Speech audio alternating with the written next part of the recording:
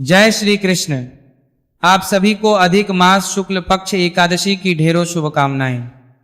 प्रिय दर्शकों, पुरुषोत्तम मास अधिक मास चल रहा है और ज्येष्ठ अधिक पुरुषोत्तम मास शुक्ल पक्ष की जो एकादशी है उसके विषय में आज हम बात करेंगे, क्योंकि ये एकादशी बड़ी महत्वपूर्ण है। इस एकादशी की जो विधि है वो एकदम अलग है। इस एकादशी के नियम बाकी एकादशी से भिन्न होते हैं, क्योंकि ये अधिक मास की एकादशी है। अधिक मास की पूजा विधि भिन्न होगी, स्नान विधि भिन्न होगी और इसका जो पुण्य है ये भी अन्य एकादशी की तुलना में कई गुना अधिक है। ये कहिए कि ये करोड़ों गुना अधिक पुण्य देने वाली एकादशी है। तो पुराणों में क्या वर्णन आता है इस एकादशी के विषय में, कैसे इसकी पूजा करनी चाहिए, इसका व्रत हमें कैसे करना चाहिए, नियम क्या है। जो पुरुषोत्तम मास स्नान कर रहे हैं उन्हें किन नियमों का पालन करना है इस एकादशी पर, और पूजन कैसे करना है, शुभ मुहूर्त रहेगा और सही तिथि का निर्धारण कैसे रहेगा। इस प्रकार से संपूर्ण जानकारी आने वाली एकादशी के विषय में आपको प्रदान की जाएगी। हे भक्तों, एकादशी को लेकर इस बार बड़ा कंफ्यूजन है, क्योंकि सामान्य लोग ये जानते हैं कि ज्येष्ठ मास में जो अपरा एकादशी आती है उसके बाद निर्जला आ जाती है। सबको भार 8-10 लग रहा है कि निर्जला एकादशी आने वाली है।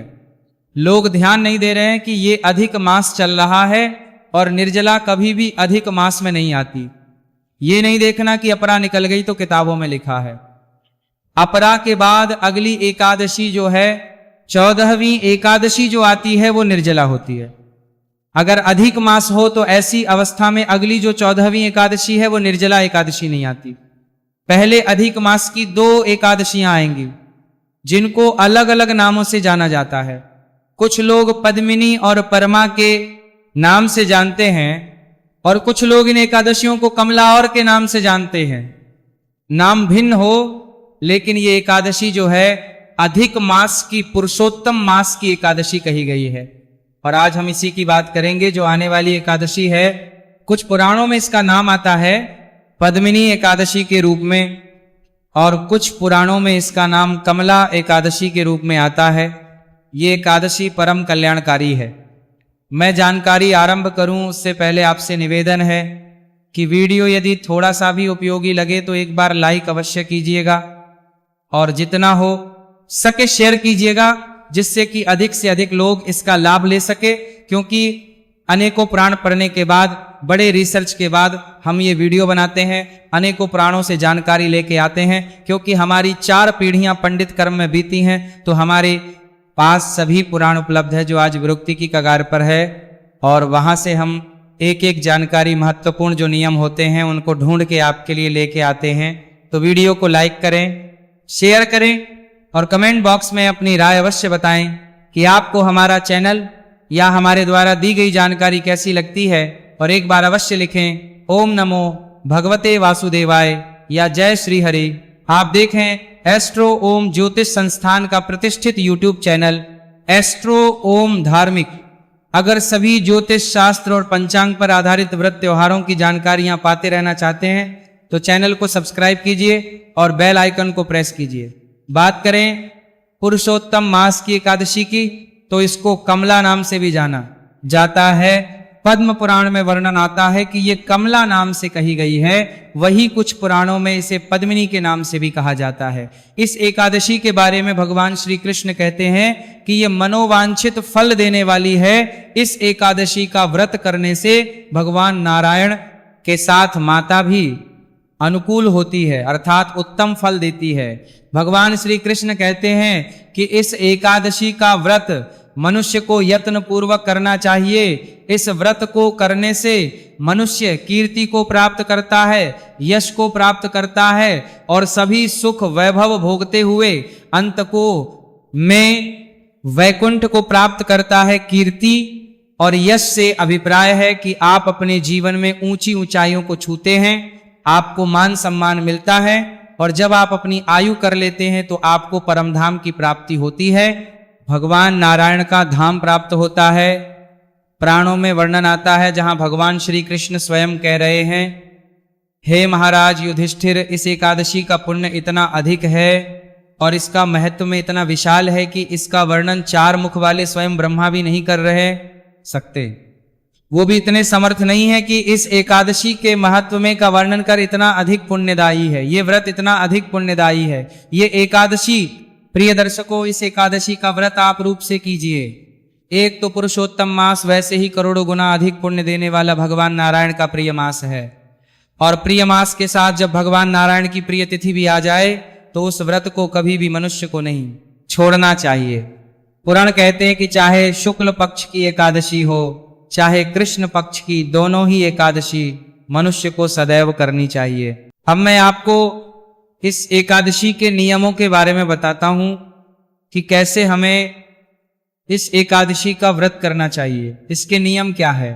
शास्त्र कहते हैं दशमी तिथि का दिन है ना, वहीं से इस एकादशी के नियम आरंभ हो जाएंगे, व्रत के नियम आरंभ हो जाएंगे जिनका पालन आपको शुरू करना है। तो दशमी तिथि को क्या करना है? कहते हैं कि उस दिन कांसे के पात्र में भोजन नहीं करना चाहिए। कांसे के पात्र को मैंने हमेशा ही बताया है कि एकादशी के एक दिन पहले ही त्याग देना चाहिए। ना भगवान को भोग में प्रयोग करें, ना कुछ बनाने में, और ना स्वयं भोजन करने में। कांसे का त्याग कहा गया है दशमी, एकादशी, द्वादशी को मदिरा का त्याग कर देना चाहिए। बहुत से ऐसे लोग होते हैं जो मांस मदिरा का सेवन करते हैं परंतु एकादशी का व्रत भी करते हैं, तो उन्हें दशमी तिथि को ही उसका त्याग करना चाहिए। ऐसा नहीं कि आज खाएं और कल व्रत कर लें। शाक मधु, मधु अर्थात शहद, शहद वर्जित है। शहद का सभी पुराणों में कहा गया है कि दशमी तिथि और द्वादशी तिथि, एकादशी पर शहद का प्रयोग नहीं करना चाहिए, शहद को नहीं खाना चाहिए। साथ ही पौधों का साग नहीं खाना चाहिए, चना नहीं खाना चाहिए, और पराया अन्न नहीं खाना चाहिए। पराया अन्न से अभिप्राय है दूसरे का अन्न। भंडारा खा रहे हैं आप, ऑफिस में काम करते हैं, एक दूसरे के साथ भोजन कर लेते हैं, दशमी तिथि को नहीं करना चाहिए। जो भी व्रत करना चाहते हैं उनको तो अवश्य नियमों का पालन करना ही चाहिए। दशमी तिथि को जौ, चावल आदि का भोजन करें और नमक नहीं खाना चाहिए। ये बड़ा परिवर्तन है। अन्य एकादशी में ऐसा नहीं आता कि दशमी तिथि को आप नमक छोड़ दें। इस एकादशी पे आपको दशमी तिथि को नमक का त्याग करना है। एक वक्त का अन्न ग्रहण करना चाहिए, दोपहर के बाद अन्न ना खाएं, यही इसका नियम है। बाकी मैं इसमें यही कहूंगा कि जिसकी जैसी सामर्थ्य है, शारीरिक क्षमता है, उसके अनुसार करें। ये नहीं कि भाई पंडित जी ने ऐसे कहा है और वैसे ही करें, क्योंकि आप उसको उस नियम से कर भी पाएंगे कि नहीं, ये आपकी अपनी शारीरिक क्षमता पर निर्भर करता है। शरीर स्वस्थ है और आप कर पाएं तो इन सभी नियमों का पालन करके व्रत को कीजिए सर्वोत्तम। परंतु यदि शरीर में उतनी क्षमता नहीं है, कुछ परेशानियां हैं, तो उसके अनुसार निर्णय करें जो आपको उचित लगे। भूमि पर शयन करना चाहिए। दशमी तिथि के रात्रि से ही भूमि शयन इसमें कहा गया है, और ब्रह्मचर्य से रहना चाहिए। ब्रह्मचर्य से रहने का नियम प्रत्येक एकादशी पर कहा जाता है कि दशमी तिथि से ही आपको ब्रह्मचर्य धारण कर लेना है। माताएं बहनें जो बाल धोती हैं, सर धोती हैं, तो उनकी जानकारी के लिए पुनः बताऊं कि एकादशी और द्वादशी दोनों ही दिन बाल धोने होते हैं, सर नहीं धोया जाता। पुराण की अगर मान्यताओं को मानते हैं तो इसीलिए आपको दशमी तिथि को ही बाल धो लेने चाहिए। अब प्रश्न उठता है, पंडित जी मान लो दशमी तिथि को कोई ऐसा वार आ रहा हो जिसमें बाल धोने वर्जित हो, मना हो, तो क्या करें? तो ऐसे में जो जल है ना जिससे आपको बाल धोने हैं, उसमें थोड़ा सा कच्चा दूध मिला लीजिए, चाहे एक ढक्कन ही डालिए। थोड़ा सा कच्चा दूध अगर उसमें डाल देंगे तो वो दोष जो है समाप्त हो जाता है, ऐसा पुराणों में वर्णन आता है। और ब्रह्मचर्य धारण कर लीजिए। ब्रह्मचर्य का पालन दशमी से धारण करेंगे, एकादशी और द्वादशी पारण तक आपको मानना होगा। इस प्रकार से मनुष्य को दशमी का दिन, दशमी तिथि का दिन अर्थात व्रत के एक दिन पूर्व का जो समय है, दिन है, उसको व्यतीत करना चाहिए। आराम से रात्रि काल को दंत दान करके सोइए। जैसे कि अन्न का कोई दाना मुंह में ना रहे, और एकादशी वाले दिन सुबह ब्रह्म मुहूर्त में उठ जाना चाहिए। मैं कहता हूं सूर्योदय से पहले उठ जाना चाहिए, परंतु इस एकादशी के नियम के विषय में विशेष रूप से कहा गया है कि ब्रह्म मुहूर्त में उठ जाना चाहिए। अब आप उठ पाए तो उत्तम है ना, उठ पाए तो जैसे उठ जाएं वैसे देख लीजिएगा। ब्रह्म मुहूर्त में उठ के और जो आप स्नान करेंगे ना, ये बड़ा महत्वपूर्ण है। शौच आदि से निवृत्त होके जो स्नान करेंगे, ये अगर संभव है तो किसी पवित्र नदी में कीजिए, किसी जलाशय पे कीजिए। पवित्र नदी ना हो, जलाशय ना हो तो आप अपने घर पर भी स्नान कर सकते हैं। ध्यान दीजिएगा, स्नान पर ध्यान दीजिएगा कि एक तो जो नहाने का जल है उसमें गंगा जल डाल लीजिएगा। सबसे अच्छा तरीका है कि बाल्टी को अच्छे से धोइए, पहले उसमें गंगा जल डालिए, चाहे 2 बूंद डालिए, उसके बाद उसमें जल भरिए। इसमें रूप से कहा गया है कि स्नान करने के लिए आप या तो मिट्टी का प्रयोग करें या तिल तथा आंवले के चूर्ण का प्रयोग करें। कैसे करेंगे? तिल आप डाल सकते हैं या तो बाल्टी में, या तिल का उबटन बना सकते हैं, या आंवले का जो चूर्ण आता है ना, पाउडर आता है, उसको उबटन के रूप में प्रयोग कर सकते हैं। और जिनके पास पाउडर ना हो तो वो साबुत आंवला जल में डाल सकते हैं, क्योंकि ये जो स्नान है तिल और आंवला युक्त होना चाहिए, ऐसा इस एकादशी के विषय में पुराण बताते हैं। मिट्टी का प्रयोग कर रहे हैं तो सबसे उत्तम रहेगा कि आपके सभी के घर में तुलसी माता होंगी, वहां से थोड़ी सी मिट्टी ले लीजिए, उसको आप प्रयोग कीजिए। जब आप मिट्टी का प्रयोग करेंगे तो इस प्रकार से निवेदन कीजिए कि हे मित्र के, तुमको 100 भुजा वाले भगवान श्री कृष्ण रूपा वराह ने उठाया है। ब्रह्मा जी ने तुम्हें जन्म दिया है, उत्पन्न किया है, और कश्यप मुनि से अभिमंत्रित की गई हो। हे मित्र के, मेरे नेत्रों, बालों और सारे शरीर में लगकर भगवान की पूजा के लिए मुझे शुद्ध करो, शुद्ध करो, शुद्ध करो। इस प्रकार से आप अगर मानसिक रूप से मंत्र बोल पाए तो उत्तम है। मैंने हिंदी में आपको इसलिए समझा दिया है क्योंकि संस्कृत में तो मुझे पता है कि सभी लोग बोल नहीं पाएंगे और ना ही संभव है कि आप इस वीडियो को चला के स्नान करें। तो इसके लिए इस प्रकार से आप निवेदन कीजिएगा। और अगर आप आंवले का चूर्ण या आंवला प्रयोग कर रहे हैं तो आप मन में बोल सकते हैं, भगवान विष्णु के थूक से उत्पन्न होने वाले सारे भवन को पवित्र करने वाले हे धात्रे, मैं आपको नमस्कार करता हूँ, नमस्कार करती हूँ। आपके स्पर्श से मेरा ये सारा शरीर पवित्र हो जाए, पवित्र हो जाए, पवित्र हो जाए। इस प्रकार से आप ये अपने शरीर पर लगाए और उसके बाद स्नान करें। जब आप स्नान कर रहे हैं तो संभव है तो आप गंगा आदि तीर्थों का स्मरण करते हुए स्नान कीजिए। अधिक कुछ ना कर पाए तो हर हर गंगे बोलते हुए स्नान कर सकते हैं, या ओम नमो भगवते वासुदेवाय बोलते हुए आपको स्नान करना है। कुछ ना कुछ मंत्र आपको अवश्य बोलना है। स्नान करते समय पुराणों में श्वेत वस्त्र धारण करने का वर्णन आता है, लेकिन जो भी माताएं बहनें हैं तो वो उनके लिए आवश्यक नहीं है कि वो श्वेत वस्त्र ही धारण करें, क्योंकि जो भी सुहागन महिलाएं हैं उनके लिए श्वेत वस्त्र धारण करना उचित नहीं माना जाता। और जिनके लिए उचित है, जो पहन सकें, वो आप श्वेत रंग के वस्त्र धारण करके भगवान की पूजा करें। जो भी जन है उनके लिए मैं विशेष रूप से कहूँगा, बाकी जो भी सुहागे महिलाएं हैं वो आप अपने अनुसार जो वस्त्र पहनते हैं वैसे ही स्वच्छ वस्त्र धारण करके भगवान की पूजा करेंगे। अब हम पूजन की ओर आगे बढ़ते हैं तो सबसे पहले मैं स्थापना की विधि बता देता हूं, क्योंकि जब पूजा की विधि 2 दिन पहले आती है फिर आप तैयारी नहीं कर पाते, कई बार गलतियां भी हो जाती है। तो आज मैं पहले ही बता दूं कि इसमें भगवान को कलश के ऊपर विराजमान करना है। अब कलश कौन सा लेंगे? तांबे का ले सकते हैं, मिट्टी का ले सकते हैं, जो आपको वैसा ले लीजिएगा। आप जो स्टील का लोटा लेते हैं या स्टील का लेते हैं वो ना लीजिएगा। स्टील जो है ना वो एक प्रकार से लोहे का रूप है, इसीलिए उसमें कभी भी भगवान की पूजा उससे नहीं की जाती है। तो तांबे का लीजिए, नहीं तो आप मिट्टी का ले लीजिए।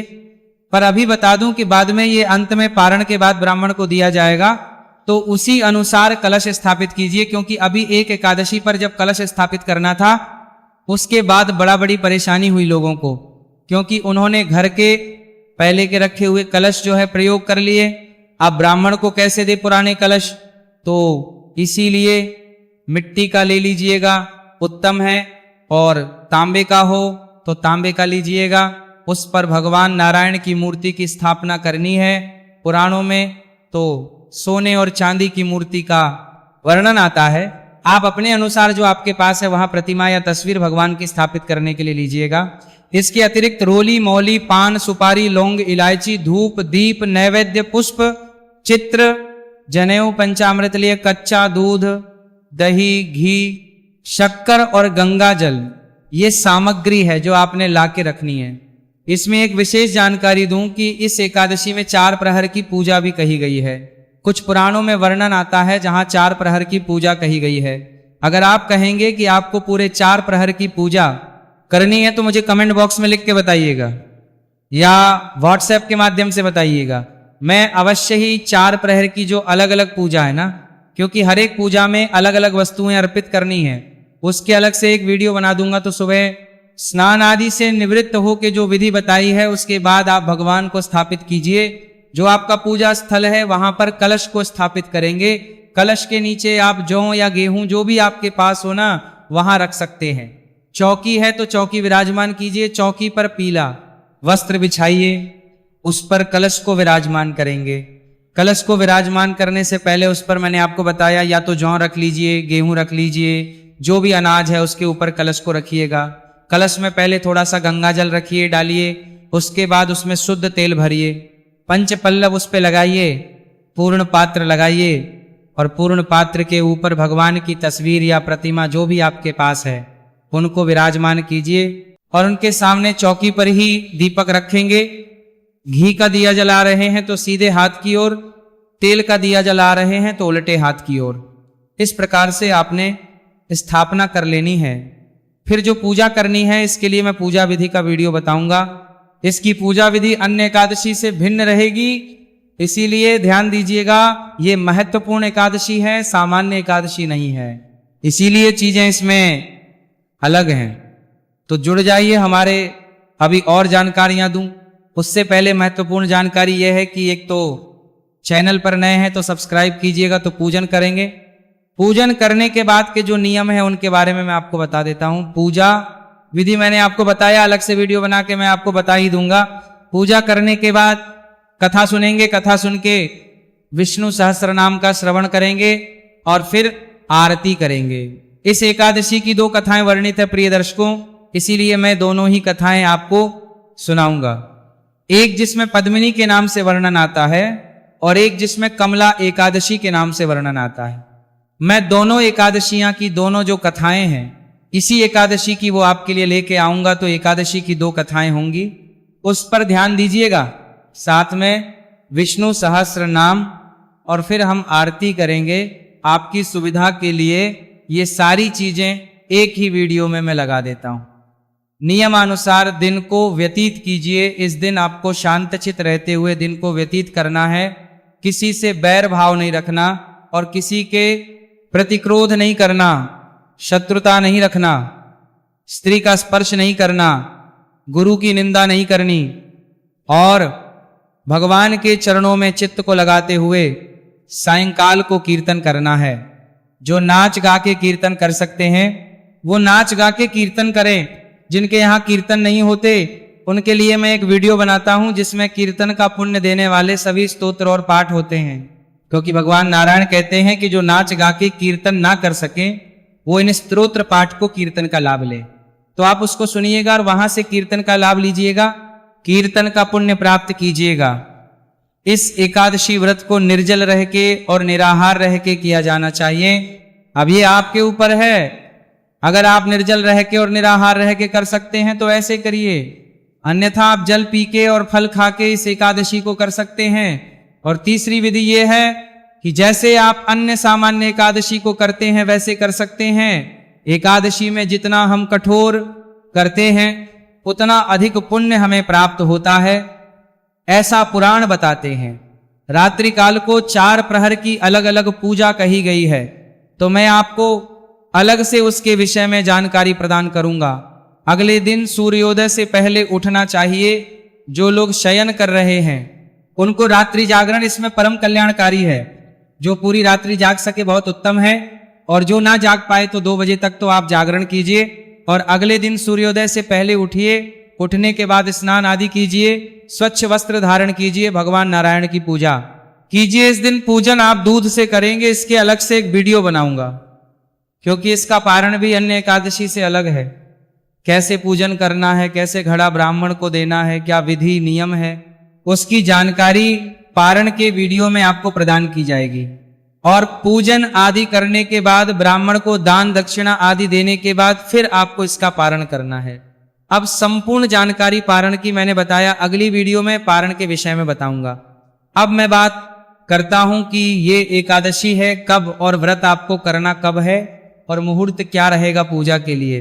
तो प्रिय दर्शकों, ये एकादशी तिथि जो कि अधिक मास पुरुषोत्तम मास के शुक्ल पक्ष एकादशी तिथि है, इसकी शुरुआत हो रही है 26 मई को प्रातः काल 5:10 पर और इसका समापन होगा 27 मई को प्रातः काल 6:21 पर।